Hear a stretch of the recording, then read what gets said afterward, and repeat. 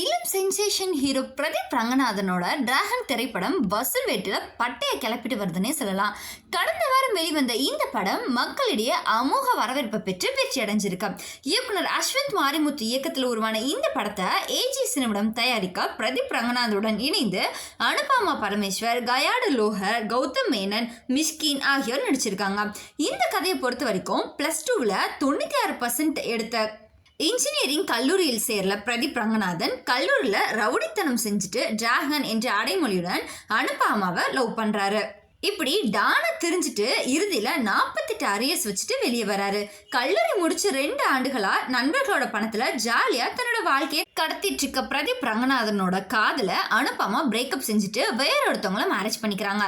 தன்னோட எக்ஸோட ஹஸ்பண்டை விட ₹1 அதிகமாக சம்பாதிக்கணும் அப்படிங்கிறதுக்காக குறுக்கு வழியில போலீஸ் சர்டிபிகேட்லாம் ரெடி பண்ணி பிரேக் இன்டர்வியூ மூலமா கௌதம் மேனனோட நிறுவனத்துல பெரிய சம்பளத்துக்கு வேலைக்கு போறாரு.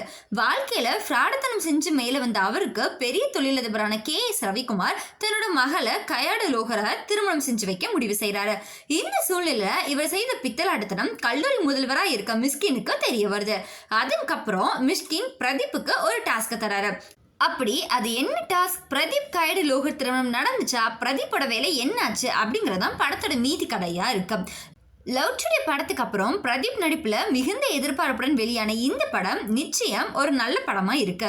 ஒரு கல்லூரி இளைஞன் கதாபாத்திரத்துல கச்சிதமா பொருந்தி இருக்கும் பிரதீப் ரங்கநாதனோட பாடி லாங்குவேஜ் மற்றும் அவர் பேசும் வசனங்கள் ரசிக்க வைக்குது.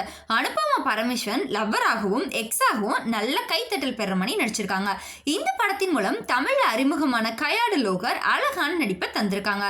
கேமியோ ரோல்ல ஈவானா, ஸ்னேகாலாம் சர்ப்ரைஸ் விசிட்டும் கொடுத்திருக்காங்க. இன்ஜினியரிங் கல்லூரி பிரின்சிபலா நடித்துள்ள மிஷ்கினும் ஆபீஸ் பாஸாக நடித்துள்ள கௌதம் மேனனும் டான்ஸ் பாட்டுன்னு பட்டையை கிளப்பியதோட ஸ்மார்ட்டான நடிப்பை கொடுத்திருக்காங்க. ஃப்ரெண்டா வரும் விஜய் சித்து, KS ரவிக்குமார், தேனப்பன், இந்துமதி எல்லாருமே தங்களோட பங்களிப்பை சரியா கொடுத்திருக்காங்க.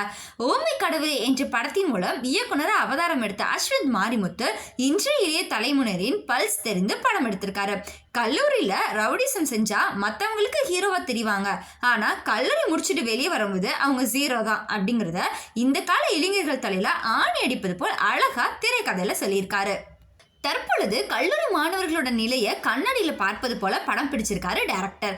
அதோட ஜாலியான திரைக்கதையில மெசேஜையும் சேர்த்து யூத்துக்களுக்கு சொல்லியிருப்பது பிளஸ். அப்படின்னாலும் எல்லாரையும் எல்லா நேரங்களையும் ஏமாற்றி மேலே வர முடியுமா அப்படின்ற லாஜிக் இடிக்குது.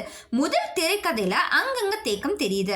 அவ்வளவா தவறு செய்யும் போதும் திருந்தாத ஒருவன் வாழ்க்கையில மிகப்பெரிய இடத்துல செட்டில் ஆகும் போது திருந்துவது தமிழ் சினிமாவோட பாணியாவே மாறிடுச்சு. முதல் நாள்ல இருந்தே இந்த படத்தோட வசூல் நாளுக்கு நாள் அதிகரிச்சுட்டு வந்த நிலையில தற்பொழுது 8 நாட்கள்ல இந்த படம் உலகளவில் செய்துள்ள வசூல் குறித்த தகவல் வெளியாயிருக்கு. அதன்படி வெறும் 8 நாட்கள்ல இந்த படத்தோட வசூல் 85 கோடியா இருக்கு. விரைவில் இது 100 கோடி வசூலை சாதனை படைக்கும்னு சொல்லியிருக்காங்க.